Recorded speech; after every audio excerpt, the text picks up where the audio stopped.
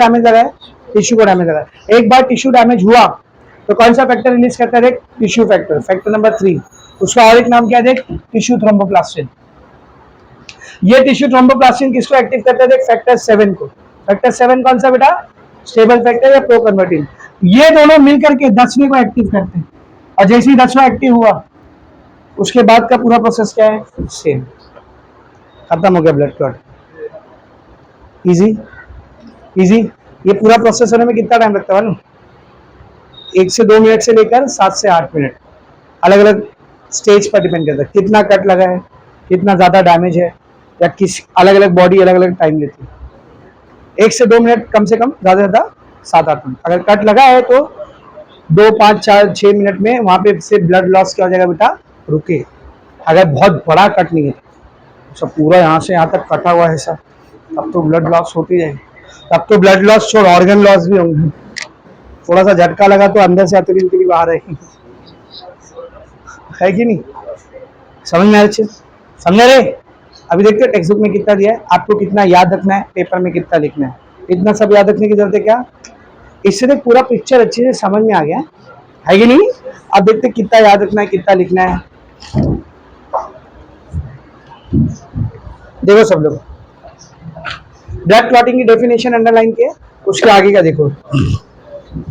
This process may be initiated by contact of blood with any foreign surface, intrinsic process, or with damaged tissue, extrinsic process।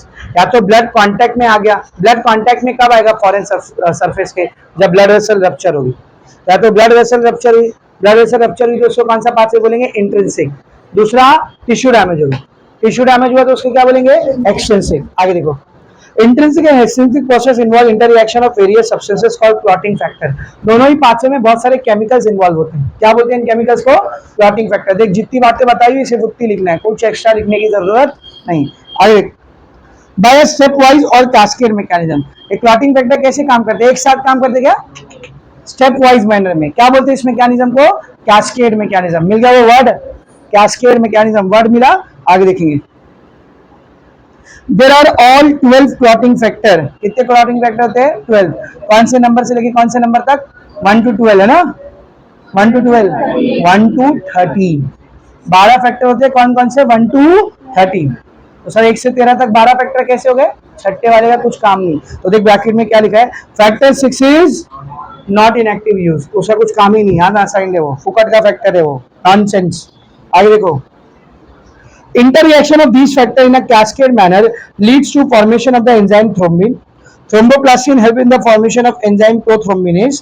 These enzyme inactivates heparin and it also convert inactive prothrombin into its active thrombin. तो यहाँ पूरी main बात ये है कि जब ये factor cascade mechanism में काम करते हैं तो इनएक्टिव प्रोथ्रोम्बिन किसमें कन्वर्ट होता है? थ्रोम्बिन में। अगर थ्रोम्बिन किसको कन्वर्ट करता है? देख, thrombin converts in soluble blood protein fibrinogen. क्या बोला देख उधर? सॉल्युबल। ये फाइब्रिनोजन कैसा होता है?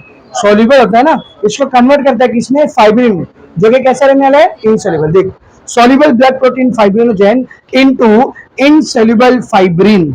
मिल गया। Fibrin forms a mesh, fibrin एक मैश बनाता है in which platelets and other blood cells are trapped to form clot। मिल गया। Blood clotting occurs as shown in the following flow chart. ऐसे होता है जैसे कि नीचे दिए गए फ्लो चार्ट मिल गया। अब देख फ्लो चार्ट कितना आसान बनाया उसने। इधर देख, इधर इस साइड उसने पहले एक्सटेंसिव पाथवे लिखा है, लिखा। उसके नीचे क्या लिखा है? Damage to tissue outside the vessel. सही है, डैमेज टू टिश्यू। उसके बाद क्या लिखा है? Tissue thromboplastin. यही है ना टिश्यू फैक्टर। टिश्यू फैक्टर के नाम क्या है? Tissue thromboplastin. तो ये तो ऐसे ही लिखना है आपको। ये 7A नहीं लिखोगे तो भी चलेगा, ये 3 नहीं लिखोगे तो भी चलेगा। क्या लिखना है? एक्सटेंसिव पाथवे, टिश्यू को डैमेज हुआ, कौन सा फैक्टर रिलीज हुआ? Tissue factor. या और एक नाम क्या है उसका? Tissue thromboplastin. अब उसने क्या किया? देख, इनएक्टिव 10 फैक्टर को किसमें कन्वर्ट किया? एक्टिव 10। नोटिस कर जरा, इसने क्या किया? देख, इनएक्टिव 10 को किसमें कन्वर्ट किया? एक्टिव 10। सही। अब इंट्रिंसिक को देख और सिंपल करके दिया उसे, बाजू में इधर देख हेडिंग मिली, क्या लिखा है? देख इधर क्या लिखा है? Intrinsic pathway. नीचे पर क्या लिखा है? Damage to the blood vessel. सही है। अब ये जो पूरा हो रहा है ना, ये इसको बदल रहा है, ये इसको बदल रहा है, ये इसको बदल रहा है, इस पूरे की जगह पर उसने क्या लिखा है? Cascade of clotting factor. Push clotting factor का कैस्केड हुआ, कौन से, कुछ नहीं, छोड़ो, खत्म। पुश क्लॉटिंग फैक्टर का कैस्केड हुआ और आखिर में इस कैस्केड में भी क्या किया, 10 को किसमें कन्वर्ट किया, एक्टिव 10 में, इनएक्टिव 10 को किसमें कन्वर्ट किया, एक्टिव 10। तो ये सब दिखाने की जरूरत नहीं है, एक पूरे की जगह क्या लिखेंगे, कैस्केड ऑफ क्लॉटिंग फैक्टर। सिर्फ ये बताना 10 ए में कन्वर्ट हुआ, यहाँ से भी यही बताना 10 ए में कन्वर्ट हुआ। अब इसके आगे का देख, दोनों में कॉमन है, 10 ए से किसको कन्वर्ट किया, देख प्रोथ्रोम्बिन से थ्रोम्बिन, ये 5 कैल्शियम, ये सब बताने की जरूरत है क्या, नहीं। थ्रोम्बिन में किसको कन्वर्ट किया, देख फाइब्रिनोजेन को फाइब्रिन, ये 13 वाला बताने की जरूरत नहीं है। फिर फाइब्रिन क्या बनाया, देख ब्लड क्लॉट, कितना सिंपल करके दिया डायग्राम, इसको स्टार मार्क करो। मैंने आपको वाला डायग्राम बना के दिया है, आप नोटबुक में वाला डायग्राम बनाएंगे, समझ के घर पे जाके अच्छे से समझ के बनाना। तो क्वेश्चन अगर आपको ब्लड क्लॉटिंग का बोर्ड में आया तो लिखना कितना है, जितना मैंने समझाया। पहले कोआगुलेशन क्या होता है वो समझाओ, 13 फैक्टर होते हैं 1 to 13, जिसमें से 12 रिक्वायर्ड होते हैं, 6ठा किसी काम का नहीं होता है। 2 पाथवे होता है, इंट्रिंसिक एक्सट्रिंसिक। इंट्रिंसिक कब चालू होता है, एक्सट्रिंसिक कब चालू होता है वो बताओ। कैस्केड मैकेनिज्म फॉलो होता है, कैस्केड की वजह से प्रोथ्रोम्बिन थ्रोम्बिन में कन्वर्ट होता है, थ्रोम्बिन की वजह से फाइब्रिनोजेन फाइब्रिन में कन्वर्ट होता है, फाइब्रिनोजेन सॉल्युबल होता है, फाइब्रिन इनसॉल्युबल होता है, इनसॉल्युबल फाइब्रिन बनने के बाद मैश बनाता है, इस मैश में प्लेटलेट्स और ब्लड के सेल्स को क्या कहता है, ट्रैप, और वही बनकर तैयार होता है क्या, ब्लड क्लॉट। खत्म, इतना समझाना, समझे, लिखने बोला करे, इधर ध्यान दो, समझा अच्छे से, वेरी मच क्लियर। इसमें किसी को कुछ डाउट है, इतना सब लिखने की जरूरत है क्या, जितना एक्सप्लेन किया वही आपको पॉइंट्स में लिखना है और ये वाला डायग्राम बनाना है, जो डायग्राम उधर बना है। तो यहाँ पे ब्लड का पूरा टॉपिक क्या हो जाता है बेटा, फिनिश। यहाँ पे ब्लड का पूरा टॉपिक फिनिश हो जाता है। अच्छा एक बात याद करो, मैंने आपको बताया था ब्लड में से आरबीसी निकाल देंगे, ब्लड में से प्लेटलेट्स निकाल देंगे और ब्लड में से प्लाज्मा प्रोटीन निकाल देंगे। क्या क्या निकाला, आरबीसी, प्लेटलेट्स, प्लाज्मा प्रोटीन, ये सब निकाला। तो जो बची हुई चीज है वो बाहर निकल के आती है कैपिलरी में से, और फिर बाद में किस में जमा होती है, किस में जमा होती है, लिम्फ की कैपिलरी में। तो क्या बनती है, लिम्फ। यानी लिम्फ कैसे बना है, ब्लड में से आरबीसी निकाल दो, प्लेटलेट्स निकाल दो और प्लाज्मा के प्रोटीन, तो जो बचा हुआ है वो क्या है, लिम्फ। सही। दूसरी बात, ब्लड में से आरबीसी, डब्ल्यूबीसी, प्लेटलेट्स, इन तीनों को निकाल दिया तो जो बचा हुआ है क्या कहलाएगा, वेरी शुरुआत सही करी, लास्ट में गलत करा। कैसे, ब्लड में से आरबीसी निकाल दिया, डब्ल्यूबीसी निकाल दिया, प्लेटलेट्स निकाल दिया, क्या बचा, ब्लड प्लाज्मा। इतना सोच रहे, चप्पल ला रहे मेरी मारू तुम लोग को, येड़े लोग। ब्लड के कितने कंपोनेंट होते हैं, 2, 55% प्लाज्मा, 45% ब्लड सेल्स। तो जब ब्लड सेल्स निकाल दिया तो क्या बचा, प्लाज्मा। इतना का सोच रहे नालायक लोग। तो फिर से ब्लड में से आरबीसी, डब्ल्यूबीसी, प्लेटलेट, सारे ब्लड सेल निकाल दिया, क्या बचा, प्लाज्मा। ब्लड में से आरबीसी निकाला, डब्ल्यूबीसी नहीं है, आरबीसी निकाला, प्लेटलेट्स निकाला और प्लाज्मा के प्रोटीन निकाला, तो जो चीजें बची है वो लिम्फ बना रही। अब एक चीज होती है सीरम, ब्लड सीरम, SERUM, सुना होगा आपने सीरम। ये सीरम कैसे बनता है सर, सीरम प्लाज्मा जैसे ही होता है, बस उसमें से क्लॉटिंग फैक्टर को निकाल देना। आरबीसी, डब्ल्यूबीसी, प्लेटलेट्स निकल गया, क्या बचा, प्लाज्मा। इसमें से क्लॉटिंग फैक्टर को भी निकाल दो, क्या बचा, सीरम। तो सीरम किसको बोलते हैं समझा, क्लॉटिंग फैक्टर को क्या कर देना है, क्योंकि भाई क्लॉटिंग फैक्टर को नहीं निकालेंगे तो वो ब्लड थोड़े टाइम के बाद लिक्विफाई हो जाएगा, फिर सॉलिडिफाई हो जाएगा। अगर इन सारे क्लॉटिंग फैक्टर को नहीं निकालोगे, आपने पेशेंट का खून जमा की, टेस्ट ट्यूब में निकाले, अब आधा पौना घंटा उसके ऊपर टेस्ट कर रहे हो, अब क्लॉटिंग फैक्टर निकाले नहीं, 2 से 8 मिनट के अंदर ब्लड क्या हो जाएगा, क्लॉट, सॉलिड बन जाएगा। अब करते रहो उस पर जो टेस्ट करना है। बर्बाद हो गया पूरा ब्लड, हाँ डाल लेना पानी, बर्बाद हो गया पूरा ब्लड। अब पेशेंट को कॉल करो, भैया वापस आ जाओ और खून चाहिएगा थोड़ा, चलेगा क्या। इसीलिए जब ब्लड में से ब्लड सैंपल निकाला जाता है ना, तो उसको सीरम में बदला जाता है। किस में बदला जाता है, कैसे, कैसे, सारे क्लॉटिंग फैक्टर को रिमूव कर, क्लॉटिंग फैक्टर को इनएक्टिव कर। तो एक बार ब्लड में से क्लॉटिंग फैक्टर निकल गया तो जो बचा वो क्या कराता है, सीरम में। वो कोआगुलेट होगा क्या, सीरम कभी नहीं कोआगुलेट होगा। उसको 1 दिन टेस्ट करो, 2 दिन टेस्ट करो, 3 दिन टेस्ट करो, 4 दिन टेस्ट। कुछ कुछ ब्लड टेस्ट ऐसे होते हैं यहाँ पे जमा हुए, कहीं जाते हैं, 3-3 दिन तक उसके ऊपर टेस्टिंग चलती है, तब चौथे दिन रिपोर्ट आती है। 3 दिन तक वो कोआगुलेट नहीं होता है, ऐसे कैसे, ऐसे कैसे नहीं कोआगुलेट होता है, वो ब्लड नहीं होता, क्या होता है, वो सीरम होता है। क्या निकाल लिया जाता है उसमें से, ब्लड माइनस क्लॉटिंग फैक्टर, जो बच गया वो सीरम। समझा अच्छे से। एक बात मुझे बतानी थी। दूसरी बात, एक बीमारी होती है जिसको ब्लीडर्स डिजीज कहते हैं। क्या कहते हैं, ब्लीडर्स डिजीज, या इसका बायोलॉजिकल नाम है हीमोफीलिया। बायोलॉजिकल नाम क्या बेटा इसका, ये जेनेटिक बीमारी होती है। ये ऐसा नहीं मैं आज नॉर्मल था कल उठा मेरे को हीमोफीलिया हो गया, नहीं। ये जेनेटिक बीमारी होती है। मेरे खानदान में किसी को था, अब्बा दादा परदादा किसी को था, या नाना बीना के साइड किसी को था, अम्मा के थ्रू मेरे पास आ गया हो। माँ के जरिए आता है, बाप के जरिए नहीं आता है, माँ के जरिए आता है, ठीक है ना। बाप के जरिए क्यों नहीं आता, वो तीसरे चैप्टर में पढ़ा होगा। माँ कैरियर होती है इसके। बाप को रहेगा तो बाप बीमार रहेगा, उसको भी हीमोफीलिया रहेगा, तो फिर तो बोल सकते हो कि बच्चे को रहेगा। कभी कभी ऐसा होता है माँ को नहीं बाप को नहीं बच्चे को आ जाता है, मतलब कहाँ से मिला है वो, माँ से मिला है। कहाँ से मिला है वो, माँ कैरियर इसकी। ये बात अभी नहीं समझेगी, तीसरा चैप्टर जब पढ़ाऊंगा तब समझेगी, अभी छोड़ो इसको।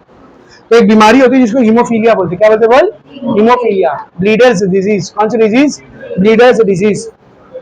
और ये जेनेटिक बीमारी है, जेनेटिक बीमारी। इसको ठीक करना है तो जीन को ठीक करो, ठीक नहीं हो सकती। इस बीमारी में क्या होता है मालूम, कुछ जीन्स के गायब होने की वजह से आपकी बॉडी में, कुछ जीन्स के गायब होने की वजह से आपकी बॉडी के अंदर सारे क्लॉटिंग फैक्टर बनते, दो नहीं बन पाते, दो में से कोई एक नहीं बन पाता है। सर कौन सा, या तो 8वां या तो 9वां। इसीलिए इसका नाम ही क्या है, एंटी हीमोफिलिक। ये फैक्टर है मतलब आपको हीमोफीलिया नहीं है, और ये फैक्टर नहीं है मतलब आपको हीमोफीलिया है। तो फैक्टर 1 नहीं बना, फैक्टर 1 नहीं बना, इसके आगे का पूरा प्रोसेस हो ही नहीं पाएगा, और होगा भी तो बहुत स्लो होगा, क्योंकि वो एंजाइम का काम कर रहा है।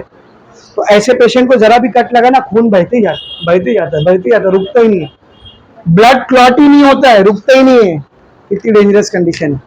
जरा भी कट लग गया, अब उनको डॉक्टर की स्पेशल अटेंशन चाहिए, वरना वहां से खून बहते जाएगा, रुकेगा ही नहीं। क्या बोलते हैं इस बीमारी को, हीमोफीलिया या फिर ब्लीडर्स डिजीज। ये ऐसे नहीं हो सकती, आज तुम नॉर्मल थे कल एक बैक्टीरिया घुस गया आपको हीमोफीलिया हो गया, नहीं। कैसी बीमारी है बोल, जेनेटिक, खानदानी मिलती। समझे, आपके खानदान में दादा या नाना के साइड पर किसी को था तो आपको हो सकती है बीमारी। आप दादा नाना के साइड पर किसी को था, आपको नहीं है, हो सकता है आपके बच्चों में आ सकती है बीमारी। ये जेनेटिक बीमारी होती है, समझ। इसको ना रॉयल डिजीज भी बोलते हैं, शाही डिजीज, बादशाहों की बीमारी है। असल में 19-20 सेंचुरी के बीच में ना, 19वीं और 20वीं सदी के बीच में इंग्लैंड के कई सारी रॉयल फैमिलीज, जर्मनी की कई सारी रॉयल फैमिलीज, रशिया की कई सारी रॉयल फैमिलीज, स्पेन की कई सारी रॉयल फैमिलीज में बीमारी फैल चुकी थी बहुत बुरी तरीके से। तो जब कोई पूछता था कौन सी बीमारी, वो जो बादशाह लोग को हो रही ना, वही वाली बीमारी इसको होती थी। तो वहां से इसका नाम ही क्या पड़ गया, रॉयल डिजीज। असल में रॉयल फैमिली के अंदर ना एक कल्चर होता है, आप रॉयल फैमिली के बाहर शादी नहीं कर सकते, मालूम है ना। अगर शाही खानदान से आप हो तो आपको शाही खानदान में शादी करनी, शाही खानदान के बाहर आप शादी नहीं कर सकते। तो वो लोग एक ही जीन पूल में नाचते रहते हैं, मतलब वही खाला का बेटा, वही मामा का बेटा, वही चच्चा का बेटा। हम लोग भी करते हैं, मेरी औरत खुद मेरी खाला की बेटी है, लेकिन 1-2 जनरेशन के बाद वो ट्रेंड टूट जाता है, कोई ना कोई बाहर से उठा के लाता है लड़की, या लड़की कहीं ना कहीं बाहर जाती है कि नहीं। और रॉयल फैमिलीज में नहीं होता है, वही एक बाप है, उसने 8-10 बच्चे पैदा किया 4-5 औरत से। बादशाह ऐसी होती थी ना, तो वो क्या कर रही थी, सऊदी का जो राजा था, सऊदी का जो राजा था, क्या नाम था उसका, आले सऊद, उसके 19 लड़के थे। हाँ, ओह, फिर तो रॉयल फैमिलीज क्या करती थी, एक बाप है, उसके इतने सारे बेटे, उसमें बहुत सारे लड़के, बहुत सारी लड़कियां, अब इनकी नस्लें आपस में शादी किया करती हैं। तो अब खानदान में किसी एक को अगर कोई जेनेटिक प्रॉब्लम निकल गई तो जीन इन्हीं में सब में नाचता रहेगा, क्योंकि बाहर से जीन आने नहीं दे रहे। तो उनके खानदान में ज्यादातर लोगों को ये बीमारी हो ही रही थी। क्यों हो रही थी समझा, क्योंकि वो काफी टाइम तक अंदर ही मैरिज कर रहे थे फैमिली की। तो रशियन रॉयल फैमिलीज, इंग्लैंड की royal families, Spanish royal families, इन लोगों में बीमारी बहुत कॉमन हो चुकी है। इस बीमारी का वहां से नाम ही क्या बढ़ गया, रॉयल डिजीज। इसका ट्रीटमेंट क्या बताओ, कुछ नहीं, आप इस बीमारी को खत्म नहीं कर सकते हो, क्योंकि एक ऐसी बीमारी है जेनेटिक बीमारी। और जेनेटिक प्रॉब्लम कैसे खत्म होती है, वो जेनेटिक इंजीनियरिंग के थ्रू खत्म होती है, जीन थेरापी के थ्रू खत्म होती है। ये सब क्या है बाद में पढ़ोगे आप, ऐसा नहीं 2 दवा खाए सही होगी, 1000-2000 खर्चा किए सही हुआ। जीन थेरापी 1-2 दिन का टाइम नहीं है, सालों का काम है। 1-2 हजार रुपए नहीं, मिलियन बिलियन डॉलर लगते हैं उसके पीछे, वो भी सक्सेसफुल हुआ तो। नई चीज अभी है, क्या है वो सब आप जेनेटिक इंजीनियरिंग में पढ़ोगे। बायोटेक्नोलॉजी आपको एक चैप्टर है, उसके अंदर जेनेटिक इंजीनियरिंग है, आपको उसमें पढ़ोगे। समझा रहे अच्छे से। यहाँ पर आपका ब्लड क्लॉटिंग पूरा क्या होता है, फिनिश। तो ब्लड पूरा खत्म हो गया। नेक्स्ट लेक्चर, कल के लेक्चर में हम लोग क्या स्टार्ट करेंगे, क्या स्टार्ट करेंगे बोलो, हार्ट स्टार्ट करेंगे, ठीक है। डू इट फास्ट, कंप्लीट करो इसको, and then you can take break.